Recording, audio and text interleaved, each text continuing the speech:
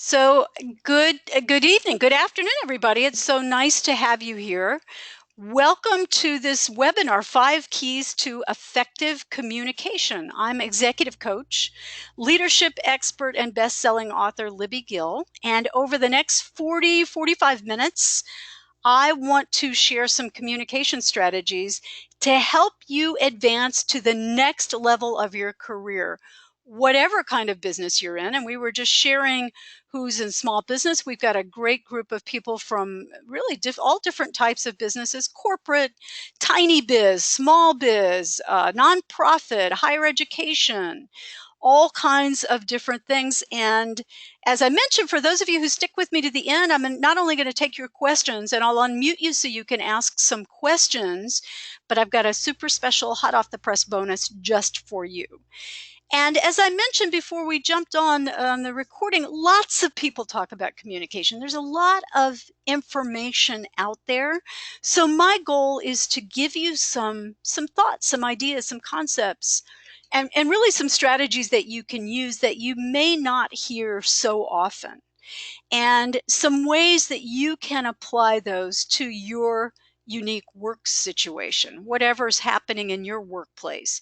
And I appreciate that so many of you have taken my career assessment, and it's called Your Career Quiz. You can go to it, find it at yourcareerquiz.com. It will take you all of 3 minutes to complete this assessment, and you will get some immediate feedback about what's working in your career right now, and also some things that you may want to focus on next. It's really good to take those assessments and sort of get outside yourself every now and then and look at the big picture. So I really encourage you to go to, not right now, but right after, if you haven't done it already. And those of you who have, and you've had those off the charts, committed to taking action scores, I will be in touch with you for a special private strategy session. And it really is for those of you that are really ready to think about, what's the big picture and what's next for me.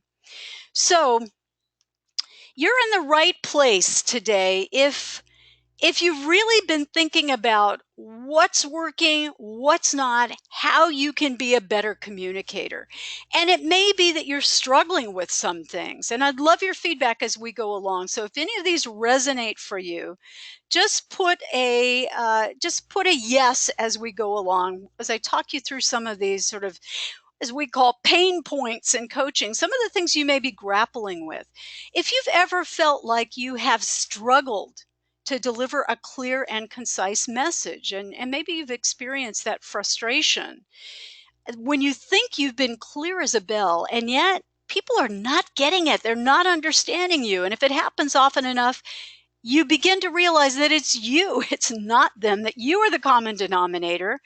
And when that comes to working with your peers, your stakeholders, colleagues, laterally from you, or your own direct reports, that can be a real time suck and also a productivity killer when people are just not getting what you're trying to communicate. And then when you're struggling to deliver your message above you to supervisors, senior management, that can bring your opportunities to advance for advancement in your career to a screeching halt if you are perceived as not being a strong communicator. Now, when you look at managing up, unless you own the company, and some of you, like Gloria in her tiny biz, you're probably the business owner, nonetheless, we all have to communicate it. And at some time, most of us will be in a position where we have to manage up, where we've got to manage people above us, people with more power than we have. And this is where a lot of professionals really trip up, because it not only requires super sharp communication skills, but it also requires a level of finesse to really show that you get it, that you know how to get that message across. If you've ever felt like you're not successful at influencing others, especially people who don't report to you, that you don't directly manage or direct, and today so many of us work in teams or circles or loops or pods or whatever you call them in your workplace, where you are charged with influencing or inspiring people as opposed to managing them. So how do you do that? How do you influence people that you can't order around? You can't tell them what to do. How do you influence them to take action? And if you've ever felt like you could be more influential, we're going to talk about some ways you can do that. Maybe you just feel flat out invisible in your company. You felt like you're just not getting seen. You're not getting the projects, the promotions. You're not getting the recognition that you deserve. Again, maybe you're lacking clarity. Maybe you're lacking power in the way you deliver your messages. And here's one, it's a little bit amusing, but it's not meant to be funny, that I hear all the time from introverts or people who, just like most of us, occasionally have that sense of insecurity, who feel like they're just getting blasted. They're just outshouted by all these raving extroverts who just seem to be everywhere. There are a lot more extroverts than there are introverts. And they have no problem jumping into any discussion at a moment's notice. Give me a yes on the question bar if you've ever had that issue with with the feeling like you're getting outshouted by the extroverts. Anybody out there dealt with that? That can be a really serious issue. There's a lot of research about the fact that that people, yes, yes, yes, yes, yep, I see that. A lot of you have dealt with that. There is research that people who are confident or even overconfident are rewarded for that level of confidence, even if they have no greater ability or talent than other people. So if you wonder, well, how did all these people get ahead? They don't know anything that I don't know. That's why it's a level of participation and a willingness to take risks and speak up. So that's a skill you can learn. Sorry, I'm one of the extroverts. Okay. And I see somebody, yes, I've got some people weighing in on the politics of those extroverts. Finally, if you just feel like you're not getting singled out as a leader or having that leadership potential. Nobody has said, hey, I'm going to take you under my wing. You've got leadership written all over you. There's a reason to be worried. As a coach, I usually work with corporations who bring me in to work with senior leaders, but often I work with people who come seek me out directly. And it's usually because they feel like they're stuck at a mid-career or an early career stage, and they're afraid they're going to be left there forever. And that's a real red flag. I call those folks the utility players, because they're usually doing a good job. Their boss is, feeling like he or she can leave them alone to do what they do. They'll get it done, but they're no longer seen as that superstar on the way up. And believe me, you do not want to be caught in that utility player trap. In my career, I went from starting out as an assistant in the PR department at a production company to a VP at Sony in 5 years. And it was a large part due to my ability to communicate like a leader, even before I was a leader, up, down, and sideways. It really propelled me into those senior ranks. And I got to say, if you are happy exactly where you are and you're on this webinar because you just want to sharpen your skills, that's okay. That is perfectly fine. But my guess is that if you're here, if you know me, or even if you just know just what you read about this webinar, you know that I am all about career acceleration. And I have a feeling that you're here because you want to be a better communicator, which also means that you're going to be a better leader, because the two go hand in hand. Make sense? Okay, moving on. If there are any questions, just shoot them into that question bar. I'm not going to tell you your why, the why of your career, because you know your why. You know what you want, or you're working that out as you go. But I want to give you some hows, how you can do these things, how you can be a better communicator, how you can be a stronger leader. I'm here to give you those strategies so that tomorrow, and again, I mean this literally, tomorrow when you go to work, if you're in business in your tiny biz on your own, when you pick up that phone call and start your sales or your pitch calls or whatever you've got to do next, you're going to be moving already on that upward trajectory. Sound good? That is the idea. Okay, I want to give you a little sense of who am I to talk about communication. And that's a good question. It's one that you should be asking yourself, if not me directly. But I want to share that with you because this has been my stock and trade for pretty much my entire career. And for those of you that are new, I'll give you the thumbnail sketch of what makes me an expert. I wasn't a particularly outgoing kid, not helped by the fact that I went to six, count them, six different high schools. And it was early on in my high school days, I became so enamored with theater, and particularly with the people who had the guts to stand up on a stage and perform. So that as soon as I got to college, and it was actually my very first day of college, I declared my major in theater, having never been in a play in my entire life, just having aspired to be in one. And as soon as when I declared my major, I found out that newly declared theater majors, I'd have to give a monologue in front of the entire theater department, the professors, the staff, all the students. And there are times I laugh. I look back and think, who was that 18-year-old kid who decided in her great wisdom to perform a monologue from Lady Macbeth, from the play Macbeth, and somehow pulled it off without looking like a raving lunatic. But I'll tell you, that day on that stage, I discovered the high, the absolute adrenaline rush of connecting through the power of language. And I'm telling you, I never looked back. And I got that first job working in the PR department and went on over the next 2 decades, headed up internal, external communications at Sony and Universal, Turner Broadcasting, worked also in advertising, promotion, media relations, really all aspects of communications and branding. I went on to write 4 books, one a bestseller, one an award winner. I've presented keynotes from the Caribbean to Kuwait. And believe me, I have learned how to deliver a message. I've handled crisis communication. I've dealt with everything from drug scandals to deaths on the set to lawsuits. I've created PR campaigns for everything from sitcoms to studio reorganizations. And I've media trained some really interesting people, from entertainment moguls and celebrities, including your and my favorite Dr. Phil. I've also, somewhere along the way, and it continues to this day, raised 2 amazing millennial sons.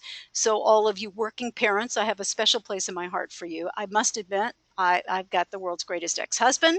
Giving credit where credit is due, it has been certainly a joint effort. And here's what Dr. Phil had to say about me. He summed me up in the foreword he wrote for my book, Traveling Hopefully, when he said, Libby Gill is one of those people who gets it.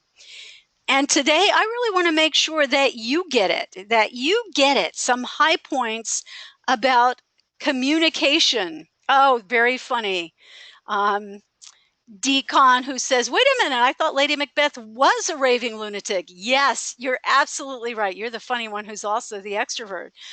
However, I was able to pull off being a lunatic without myself being a lunatic. So very funny pointing that out. So back to communication. So why should you even care about this?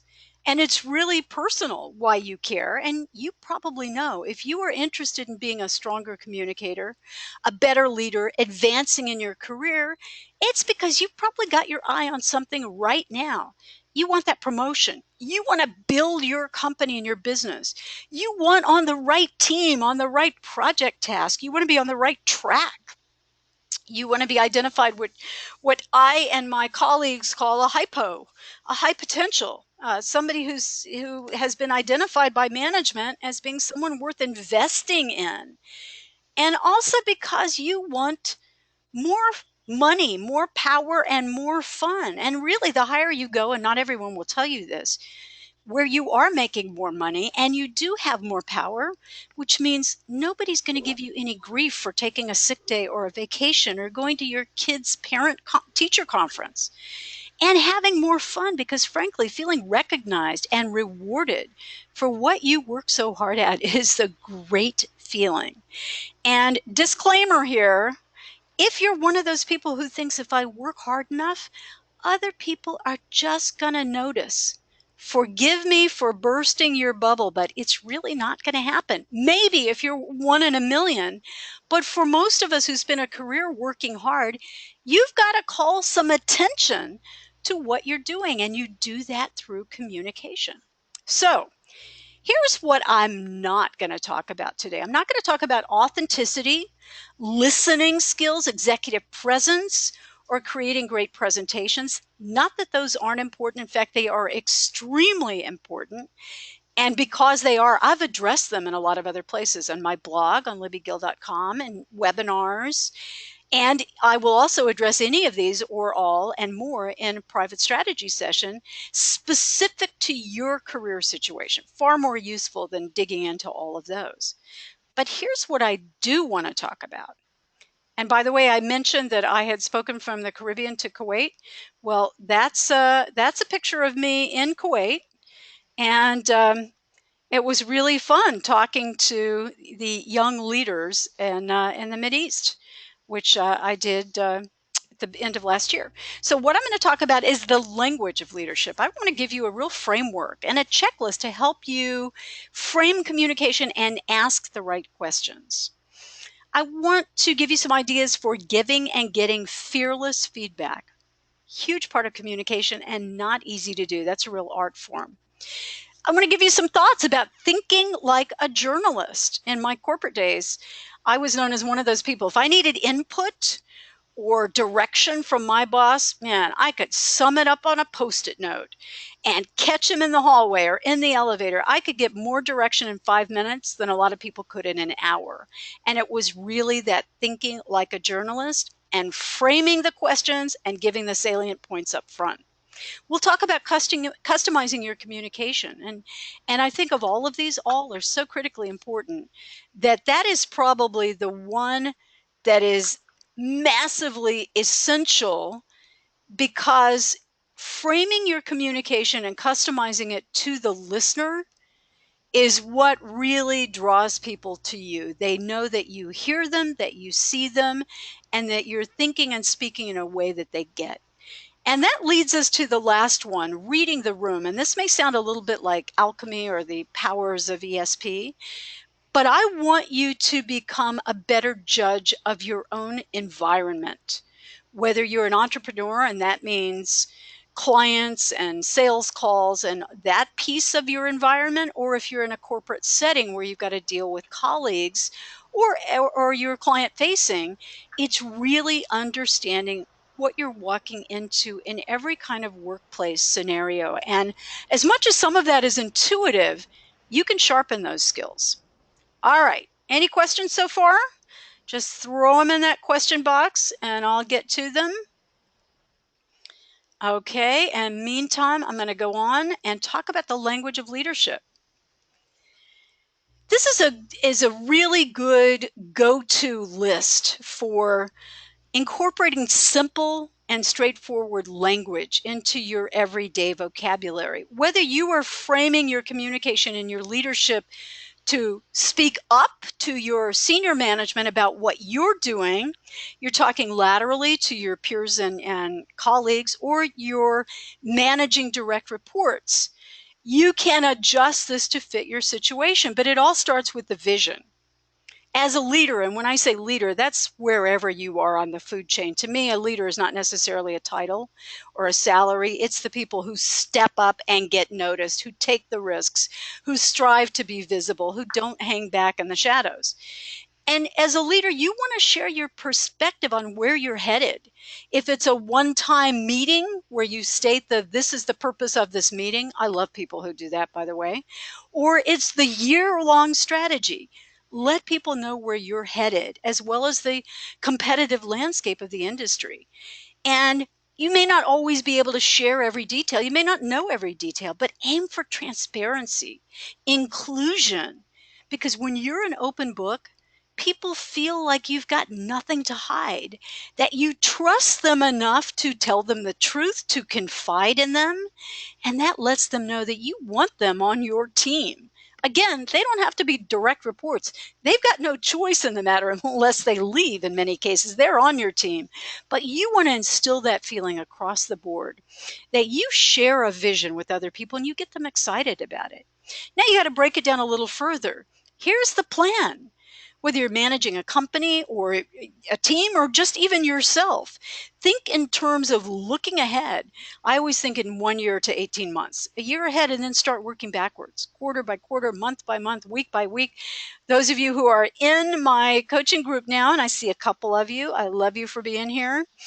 You know that I like to break things down. I start with that big picture and then start breaking it down and reverse engineering. That's the only way I feel like I'm going to get there. And then you want to ask everybody who's involved with you, what do you need from me?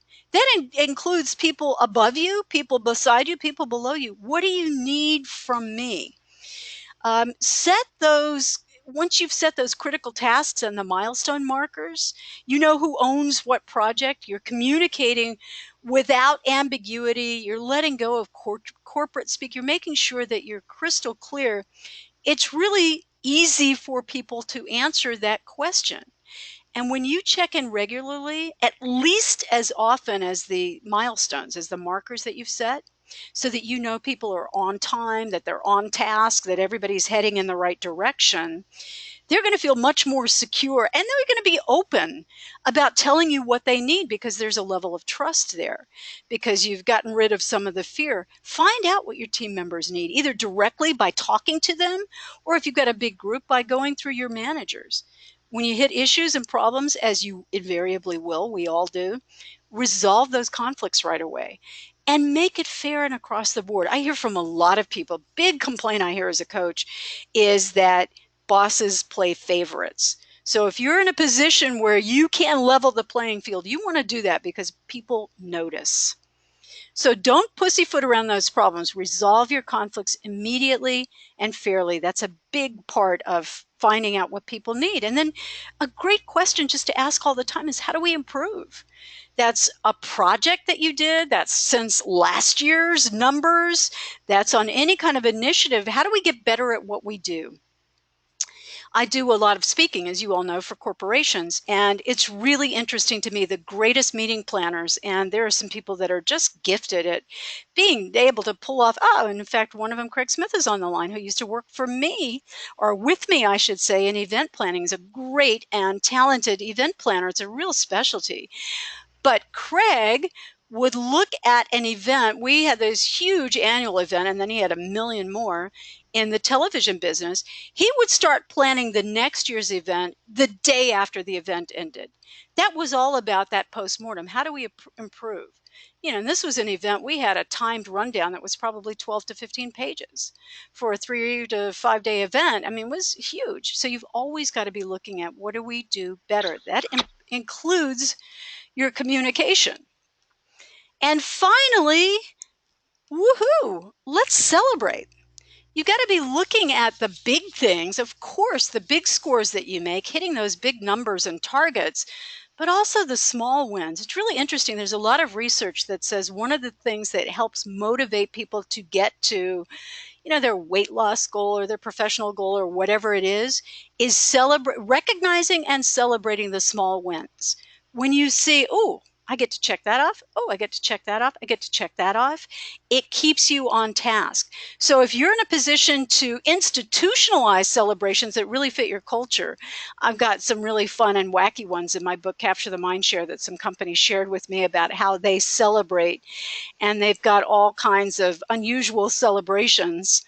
And I really think that's important, to give people that kind of recognition, that kind of acknowledgement, and the fun for the hard work. So that's the language of leadership. I want to talk next. Now, I should have warned you, you may want to be taking some notes. You will get this replay. I'm going to go through a lot of material really fast because I want you to have these strategies to take away with you. I'm kind of a quick talker, so I'm glad you've got the replay and I've got the recording button on.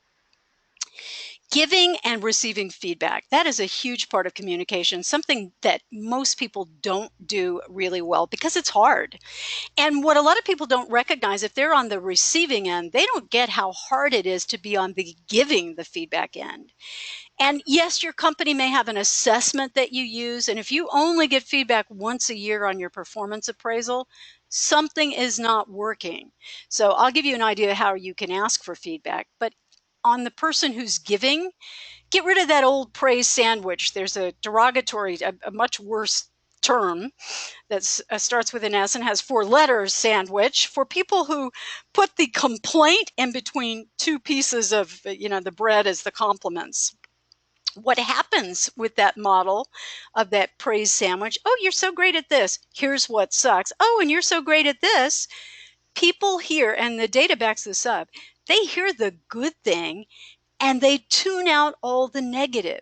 So resist the urge to sugarcoat. Your job is not to make people feel better, although you probably have plenty of opportunities to do that appropriately. Your job is to make them do better. So be crystal clear. If your team or an individual doesn't know that you're giving feedback, if they don't get that this is criticism, you're not doing it right. State the criticism, give a specific example, explain how you'd prefer it be handled in the future. Here's a really easy example. That wasn't the best way to handle a customer complaint. You kept the customer waiting for 2 days for the response. In our organization, we respond to all complaints within 24 hours. And if we're wrong, as we were in this case, we give a sincere apology. I want you to do that from now going forward. That's pretty clear and simple. You don't have to say on either end of that, but you're so great, you're so good. Now, what you do need to do is be candid, but you can blend it with kindness. You are giving criticism on the performance, not on the person. Your goal isn't to humiliate or to hurt anybody's feelings, particularly your own supervisee, but to change unwanted behavior. And there's some interesting research that you should know if you were in the feedback giving business, that the more junior the person is, the more considerate you need to be, the more you need to be coaching them and confidence building along with the criticism. Again, not the praise sandwich, but just be aware that they are junior and not as familiar with feedback. When someone is more of an expert, they generally are fine with just give me the information. Make sure it's timely. Don't sit on a complaint or a problem. You've got to give feedback as soon as you are aware of the issue or as soon as you learn of it. If you hesitate, you send a message that it's either not that big a deal or actually that you're just a wimp, or maybe both. Neither of those, none of those is a good option. So make your criticism, your complaint, your feedback timely. That includes the good stuff too. Don't forget the positive feedback. When an employee or a team member does something fabulous, point it out again, specifically and immediately. Even better, top it off by sharing that win with others. For example, great summation of our meeting today. In fact, it's so good, I'm going to send it out to the entire department so they see what our team is up to. Something like that. You're going to make somebody's day just by acknowledging they did something that was well worth sharing. And for those of you who want to get more feedback, if you're not getting anything more than your performance appraisal once a year, and some people don't even get that, you need to ask. You need to ask for feedback, not in an approval seeking or pat me on the head kind of a way, but in a way that says, yeah, I'd like to know if there's something I could have done differently or better in that meeting or on that sales call or in this conference. What could I do in the future? End of story. That's it. And when you get that feedback or criticism, the only response is thank you. Don't complain. Don't whine. Just take it like an adult professional that you are. And pretty soon you'll train people that not only can you handle the feedback, that you really want the feedback. That's opening up two-way communication, which is so critical. And by the way, I hear often across gender lines, it's often hard. I've heard a lot of male managers, and there are more men in top ranking positions, we all know that, who've told me that it's really hard for people to give feedback to women, particularly junior level subordinates. They don't know where the lines are. They don't know how nice or not nice they can be, how harsh or how flattering. Make it easy and say, if you're a young woman, particularly who's got a male boss, say, hey, would you give me a little feedback? It's really easy to do, but you do have to do a little training, casual and consistent. Next, let's think like a journalist. Anybody take a high school, college journalism class? If you did, you probably remember the 5 W's, the who, what, when, where, and why. How was not one of them, interestingly, but it's the who, what, when, where, and why. That's the headline. Or actually, you take from that, the W's, you get that grabber headline. I mean, we see it right now in politics, and will for presumably for the next however many months. But you want to write from that basic information a great headline. Then you go to a high-level summary. That's where you really put in the who, what, when, where, and why. After that grabber, that high-level summary that gets 2 to 3, a few more important high-level points forward, then you add your supporting data. Could be financials, could be examples, could be stories, but keep it clear, keep it concise, keep it punchy, and remember to fit your culture. Maybe you've got 5 minutes. Maybe you've got 30 seconds, as I often did. I'd be in a senior staff meeting of 18 people. My 2 minutes or 30 seconds was really important. I had to start with the big headline first. If nobody's eyes glazed over, I could go to the summary and then add a little bit of color or a story to put some meat on the bones. Remember that. Don't go in reverse order.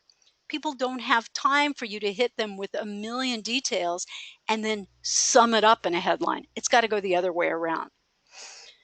Okay, now this is one that to me is really important, and it's customizing communication. Some people think, well, it's just a lot of work and a lot of trouble to have to think about how people hear you. To me, it is so worth the effort and so important to the other person. You've got to think about who's on the receiving end of your communication, whether it's speaking, whether it's email, whether you're presenting to a group. You've got to customize for the receiver. Think about things that you might not normally think of: cultural influences, heritage, upbringing, whether this is in English as a second language speaker. I know when I go out and I speak to a company that's multinational and they've got people from all over the world in the room, I don't use slang terms. I don't use colloquialisms. I slow down my speech a little bit. That's hard for me. And I use PowerPoint, which some people think is a cop-out, but frankly, a lot of people like visual cues. Now, it's not appropriate for a casual meeting, obviously, but there are times that you've got to think about those cultural influences. And although a disability is not a cultural influence, I've also dealt with people who are hard of hearing and who appreciate, that goes to learning style, which I'll talk about. Think about career stage. The person you're addressing, is this, new in the workforce, a 23-year-old millennial?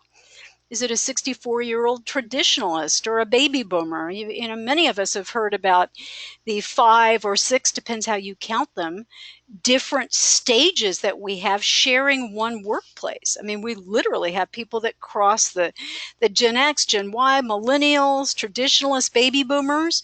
You've really got to think, this is not to say that you have to coddle your millennials. I'm not a believer in that. Or that you have to put something in non-technical terms for your older end of the spectrum traditionalists. Don't paint everybody with the same brush, but just realizing there's a difference when you're talking to someone who's been in the workforce a year or two versus someone who's been around for 20 or 30 years. Take that into account when you customize. I was in a position when I first started, when I got my VP stripes, that I was managing people with far more experience than I had. I had to remember not to talk down to them, not to assume that that they didn't know something. On the other hand, when you're talking to newer in their career people, you don't want to overlook the obvious. You want to think about their career stage and customize to that. I've had so many people say to me, oh, gee, shouldn't he or she have already known that? Well, Maybe, but if no boss has ever said it, why would they know it? So that's really customizing to fit that career stage. And also a chronological age falls into that often. Not always, but often.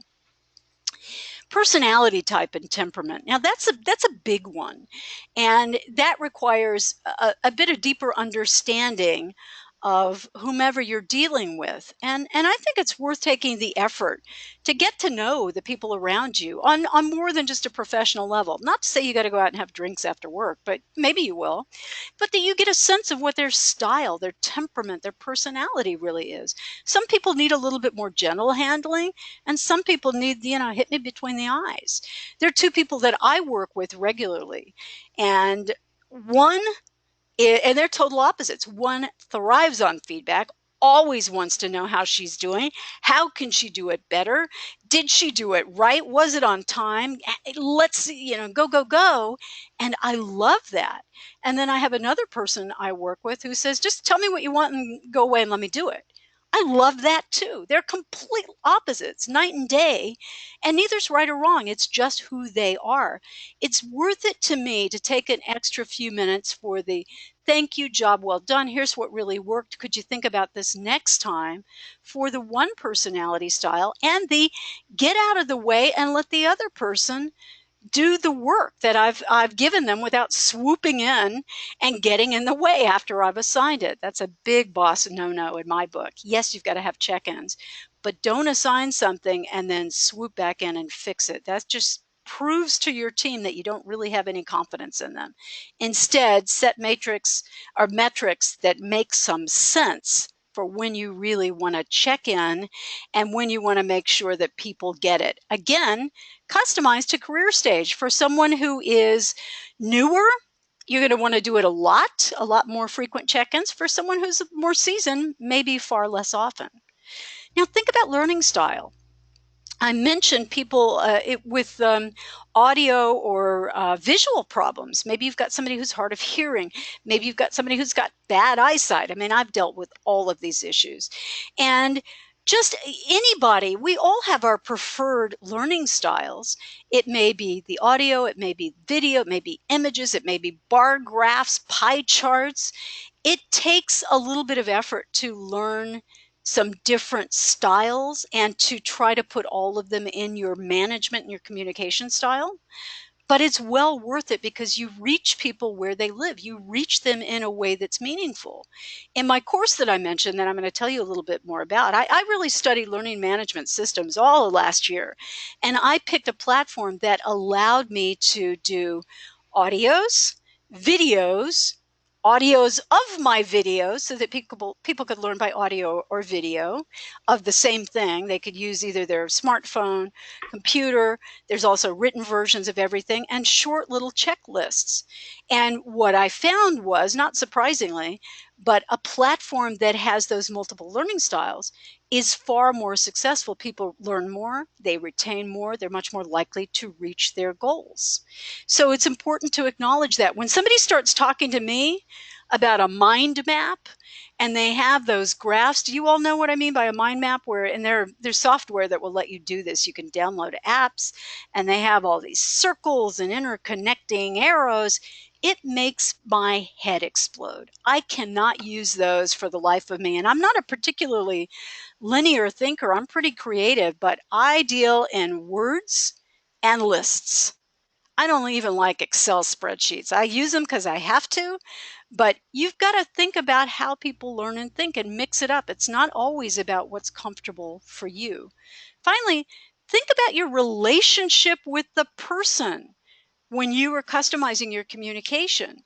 It's really, if there's a foundation of trust and respect, that's a much different dialogue than somebody who's new to you, someone that you have no history or legacy with. Very hard to joke around or poke fun, even if it's meant in a good spirit, with someone you don't know well. You've also got to take in who's junior and who's senior in the relationship. What's your history? Has it been successful? Has it been happy together? Are you at odds? Is there tension? Take all of that into account when you think about how you're going to approach, whether it's one person or 1,000 people. Now that brings us to that sort of mystical bit of reading the room. And I want you to understand how critical it is for you to pick up these environmental cues. And that's me in front of a group of people at Edmunds.com, the transportation, the car vetting and guidance company. Very cool. And it may be because I learned how to deal with coming from a family that dealt with alcoholism, mental illness. I became pretty adept at reading body language, reading the room, knowing what I was coming home to the minute I opened that front door. And I'm not saying that's a good way to learn it, but it is a critical skill that some of us have instinctively, and some of us need to hone and work on a little bit.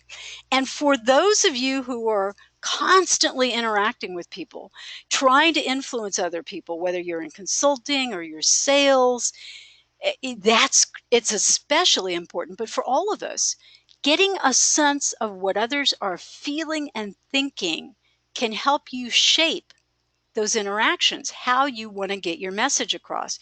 First, think about context. Some of this you get from what's going on in the workplace. Are we going through this giant reorganization where everybody's nervous, tails between their legs? Or are we feeling really great because we exceeded last year's numbers and everybody's celebrating?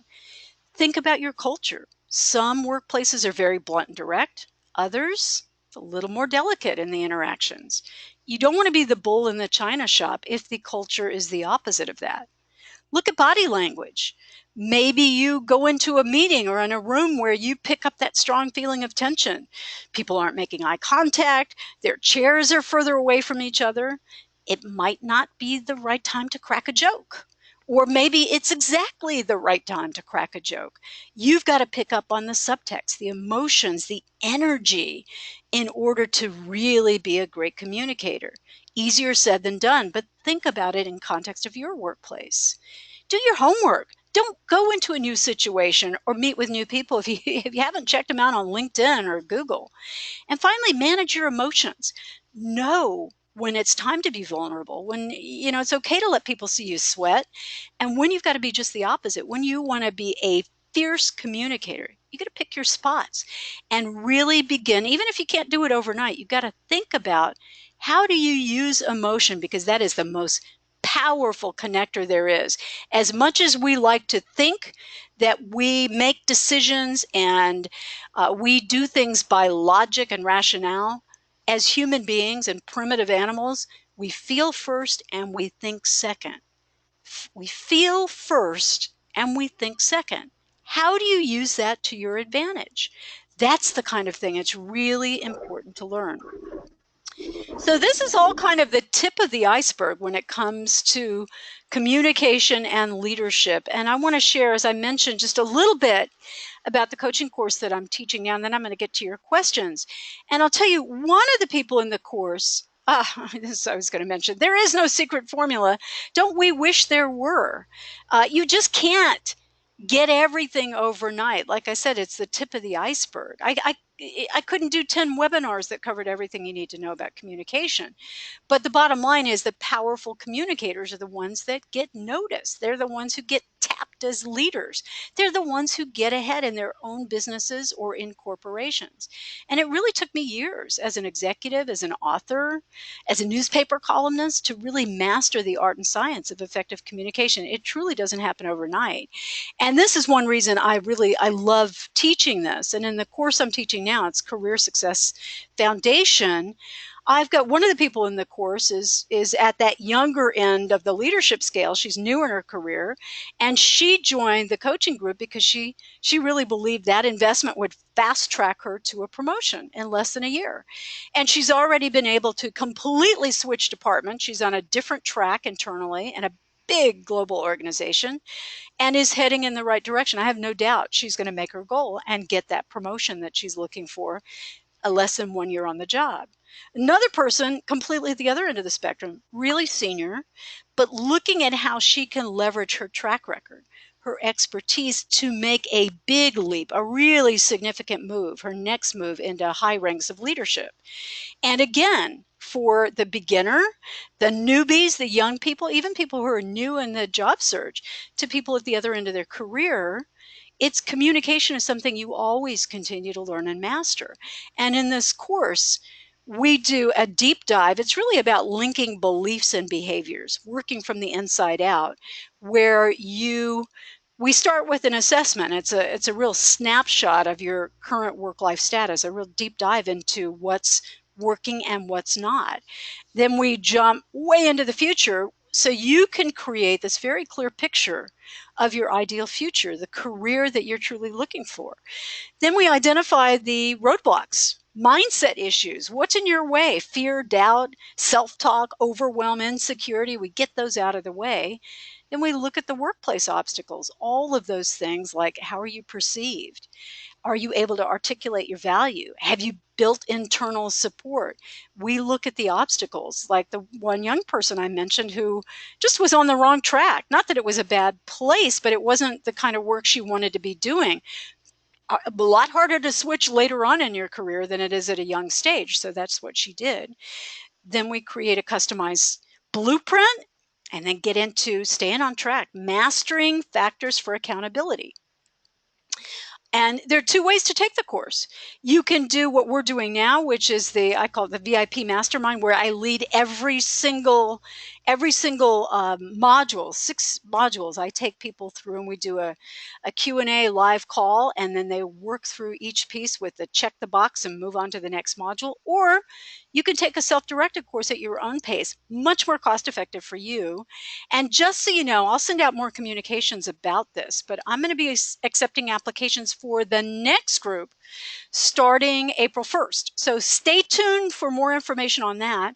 Or if you're interested now, just go to libbygill.com/academy and you'll see the information about both of the ways you can take that course. I've also had people approach me about bringing it into their organization. Love to do that too. If you've got an organization, especially if they'll put you in it, if it becomes something that the company offers.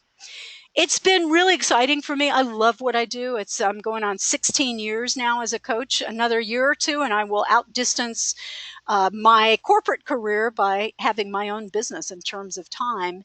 And I've been able to really touch the lives of professional and to some extent the personal lives of a lot of people. Here are just a couple of them. There are a few more on the line here. I may even open it up and see if any of them want to comment on the course. But if you're really ready to define yourself, not just as a communicator, but as a leader, and again, I'm not talking about your job title, then stick on the call for a few more minutes. Everybody that's on the call, please go take your careerquiz.com. And if you are committed to action, and I ask you right on the assessment, then I'm going to offer you a private individual strategy session. We're going to do a one-on-one talk about where you are and what's next for you. And finally, I want to say thank you. I managed to do this in just under 45 minutes. I really appreciate all of you sticking on the line, and I'm going to turn off the recording. I'm going to say thank you to everybody. Go to yourcareerquiz.com and you'll get instant results and feedback about where you are and what you might want to look at next. But for those of you that are still with me, I'm going to turn off this recording and tell you something else I've got just for you. Thank you, everybody.